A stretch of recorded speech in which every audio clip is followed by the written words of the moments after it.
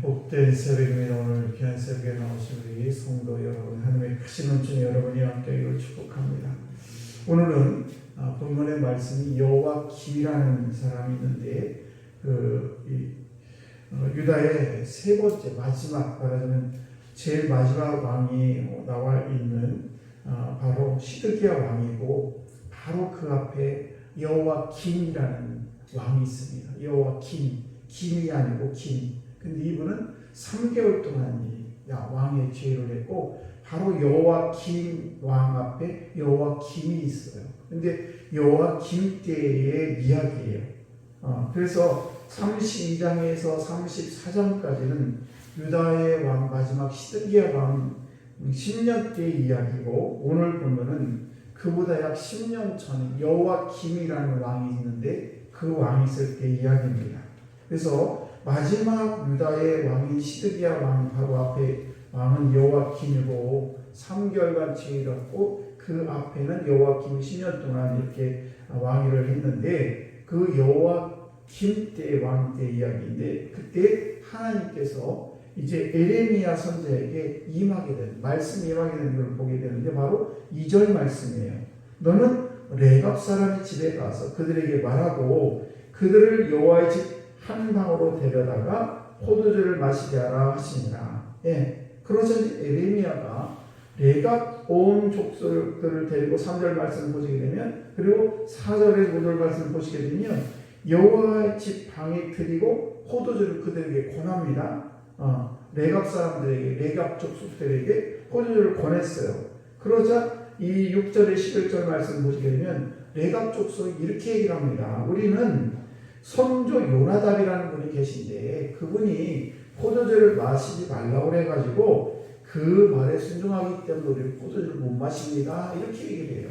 그러니까 선지자 에레미야가 레갑 족속을 불러가지고 그들에게 포도주를 마셔라, 하나님께서 이렇게 말씀하셨다라고 얘기했는데도 불구하고 그들이 뭐라고 하냐면, 우리 선조 중에서 요나답이라는 선조가 있는데 그 선조께서 너희 족속은 우리 족속은 포도주를 마시지 말아라 이렇게 말씀하셨기 때문에 우리는 포도주를 못 마십니다. 이렇게 얘기하는 것입니다. 그리고 12절에 17절 말씀을 보시게 되면, 그것은 그 선조 요나답의 말을 우리는 철저히 지키는 그의 모습을 보게 되면서, 아무리 말해도, 그래서 이스라엘 백성이 말해도 듣지 않는, 그래서 오늘 에레미야 선지자가 이스라엘 백성들이 아무리 얘기해도 듣지 않는 그 이스라엘 백성들과 하나님께서 비교하는 그런 말씀이 바로 오늘의 말씀이 되겠습니다. 그래서 17절 말씀을 쭉 다시 보게 되면, 결국 유다와 이스라엘 거민에게 재앙이 내리게 되고 레갑 족속에게는 축복을 해주겠다고 18절 19절에 있는 말씀이에요. 그래서 오늘 이 본문 말씀을 보면서 우리에게 주는 그런 교훈이 있어요.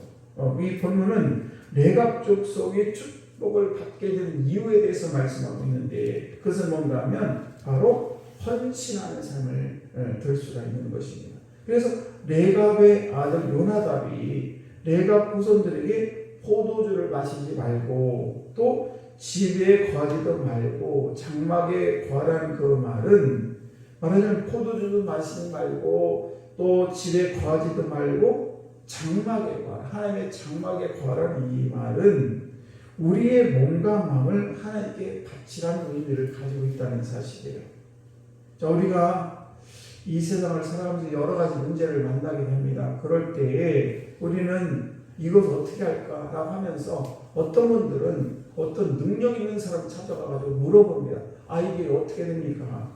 근데 이런 걸 너무 좋아하는 분들, 마치 우리가 예수무당이라는 것이 말이 있지 않습니까? 예수 믿는 사람들도 자기가 답답하면 하나님께 나와서 기도하는 것이 아니라 어떤 능력 있고 기도에 예언 있고 이런 사람 쫓아가가지고 물어보는 사람이 있다 이런 말이에요. 그런데 우리가 정말 하나님 앞에 몸과 마음을 바치게 되면 그런 능력이 나에게 있게 된다는 것입니다. 꼭 남이 나에 대해서 얘기해 주는 것이 아니라, 내가 정말 하나님 앞에 나와서 몸과 마음을 온전히 주님께 올려드리게 되면, 내가 하나님께서 알려준 그런 말씀 내가 임하게 된다는 사실을 우리 잊지 말아야 된다는 사실입니다.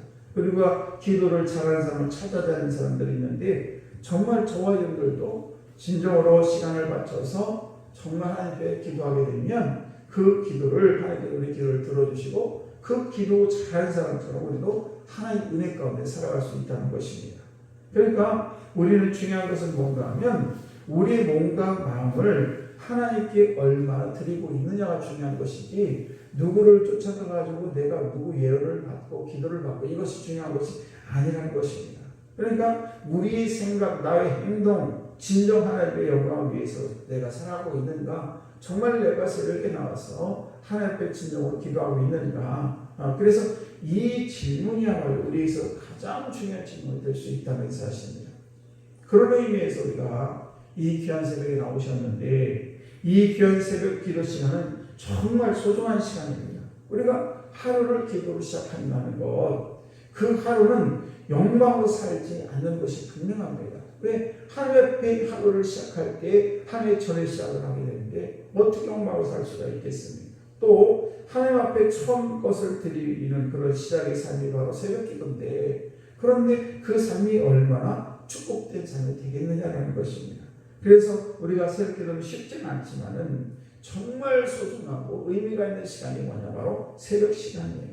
새벽 기도를 나오면서 새벽 공기를 마시면서 축복을 의미하며 교회에 오게 되고 갈 때는 또 말씀을 붙들고 하나님의 말씀대로 살려 몸을 치는 저들의 그 기도를 우리 하나님께서 얼마나 기뻐하시겠느냐라고 하는 것입니다.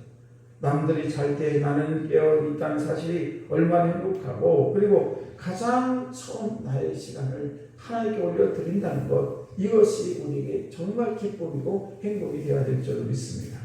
그래서 무엇을 하든지 항상 시작이 성스러워야 돼요. 시작이 잘 돼야 시작이 반이라는 말이 있지 않습니까? 그래서 오늘 하루를 시작할 때도 주의 성령의 사를 시작하는 것, 이것처럼 소중한 일이 세상에 어디 있겠습니까? 그래서 우리가 과정도 결과에도 하나님의 축복의 손길이 반드시 있게 될 줄을 믿습니다.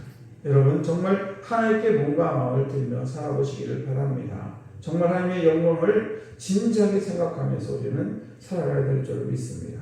오늘도 그 드리는 삶 중에서도 나머지 것을 하나님께 드리는 것이 아니라 가장 처음 것을 하나님께 드릴 수 있는, 그리고 나머지 것을 가지고 살아갈 수 있는 그런 귀한 믿음을 달라고 우리가 하나님께 기도하시고 그 같은 성스러운 삶을 함께 결코 외면하지 않는다는 것을 기억하시고 오늘도 하나님의 축복 가운데 여러분의 삶을 살아가시기를 주의 이름 간절히 축원합니다.